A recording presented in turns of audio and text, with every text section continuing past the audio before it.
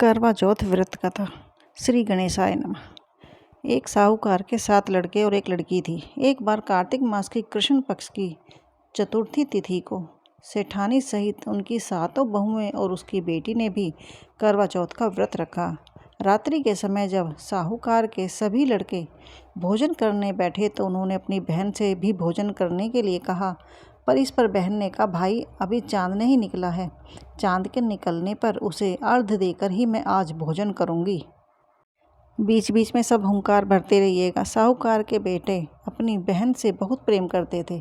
उन्हें अपनी बहन का भूख से व्याकुल चेहरा देख बहुत दुख हुआ। साहूकार के बेटे नगर के बाहर चले गए और वहां एक पेड़ पर चढ़कर अग्नि जला दी।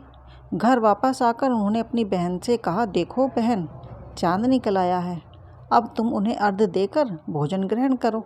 साहूकार की बेटी ने अपनी भाभियों से कहा, देखो चांद निकल आया है, तुम भी लोग भी अर्घ देकर भोजन कर लो। नंद की बात सुनकर भाभियों ने कहा, बहन अभी चांद नहीं निकला, तुम्हारे भाई धोखे से अग्नि जलाकर उसके प्रकाश को चांद के रूप में तुम्हें दिखा रहे हैं। साहूकार की बेटी अपनी भाभियों की बात को अनसुनी करते हुए भाइयों द्वारा दिखाए गए चांद को अर्घ देकर भोजन कर लिया। इस प्रकार करवा चौथ का व्रत भंग करने के कारण विघ्नहर्ता श्री गणेश साहूकार की लड़की पर अप्रसन्न हो गए। गणेश जी की अप्रसन्नता के कारण उस लड़की का पति बीमार पड़ गया और घर में बचा हुआ सारा धन उसकी बीमारी में लग गया। साहूकार की बेटी को जब अपने किए हुए दोषों का पता लगा तो उसे बहुत पश्चाताप हुआ। उसने गणेश जी से क्षमा प्रार्थना की और फिर विधि विधान पूर्वक चतुर्थी का व्रत शुरू कर दिया। उसने उपस्थित सभी लोगों का श्रद्धा अनुसार आदर किया और तदुपरांत उनसे आशीर्वाद ग्रहण किया। इस प्रकार उस लड़की के श्रद्धा भक्ति को देखकर एकदंत श्री गणेश जी उस पर प्रसन्न हो गए और उसके पति को जीवन प्रदान किया। उसे सभी प्रकार के रोगों से मुक्त करके धन संपत्ति और वैभव से युक्त कर दिया।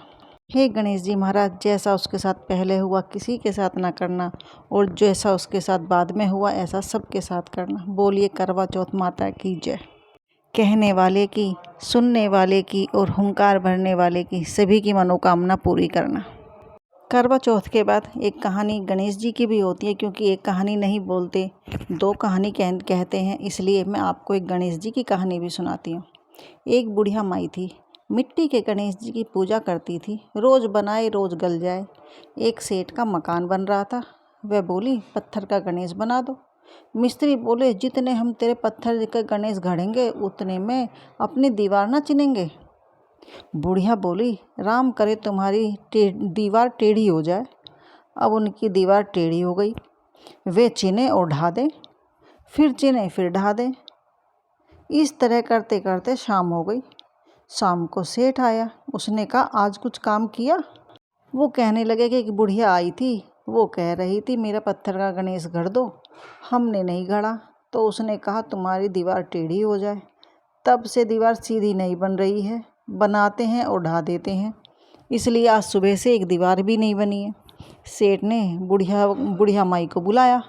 सेठ ने कहा, हम तेरे सोने के गणेश जी गढ़ देंगे, हमारी दीवार सीधी कर दो। सेठ ने बुढ़िया को सोने का गणेश गढ़वा कर दिया। सेठ की दीवार सीधी हो गई। जैसे सेठ की दीवार सीधी हुई वैसे ही सबकी करना। कहानी कहने वाले की भी, सुनने वाले की भी और हुंकार भरने वाले सबका संकट काट देना। बोलिए गणेश जी भगवान की जय। मेरी कहानी आपको पसंद आई हो तो प्लीज़ इसे सब्सक्राइब, शेयर और लाइक ज़रूर करिएगा। बोलिए गणपति भगवान की जय।